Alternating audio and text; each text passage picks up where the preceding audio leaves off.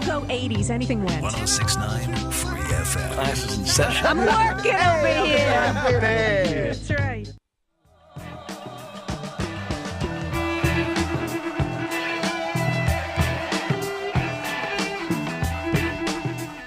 Okay, I don't know what kind of music transition that was, but I totally have to call you out on that because all of a sudden it was like, I make you crazy.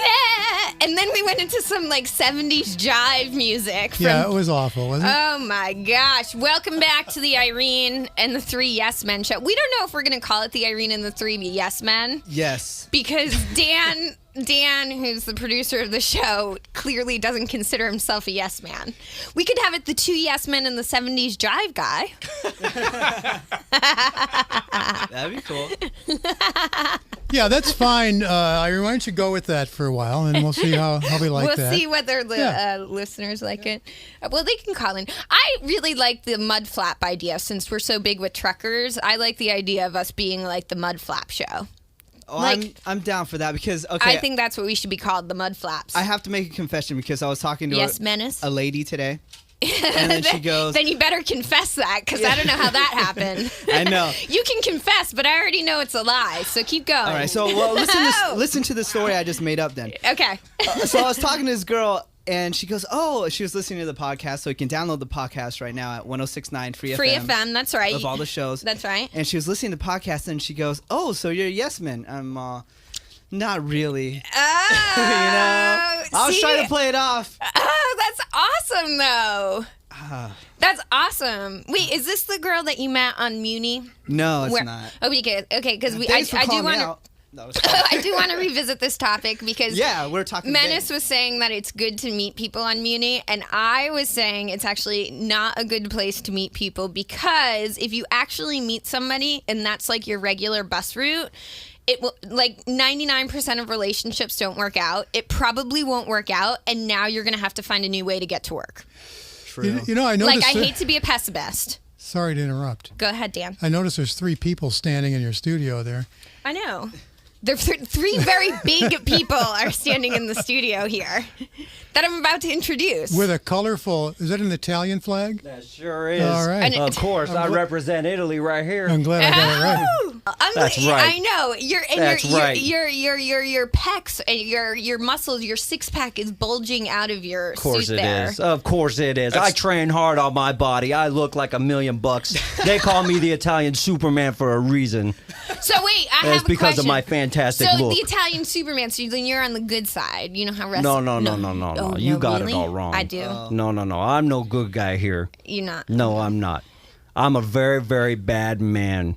I'm with the Italian mafia here, dude. Oh, We don't play. We don't play by the rules. Right. We're in the right part of town too. So now, so how did you become part of the Italian mafia? Well, you you did could say a I pinky was born. promise, and then you broke off someone's pinky.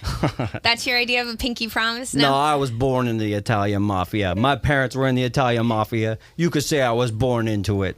So I bring it over here to pro wrestling. I bring the family tradition to pro wrestling. But you're like the biggest Italian guy I've ever seen in my life. Of course, Like, dude. I'm Italian, and my dad's a big guy, but it's not big the way you're big. Of He's course the not. big stomach guy. That's the way my dad is. This guy looks like a My bouncer. dad eats, yeah. Not Venice. No, Venice here is huge. Of course, dude. Italian Superman, like I've said. Now, wait a minute. We need to You send did him on not Muni. Really. Oh, my gosh. Send him on Muni. What's that? Is that like some kind of rail system around here? Yeah. Muni, that's like the our buses, public, right? Yeah. You don't roll that way. No, you don't that's roll too in little public. for me. You That's don't so roll in beneath me. Now, here's my thing, Venice. How do you keep doing it? Because I was reading about wrestling online. You know, because I being a girl, a nice little girl from Pleasantville, I was in church too much to be praying. I wasn't watching wrestling, so I didn't know much about. 5 days a week, you guys wrestle? Most days, yeah. Yeah, that's true.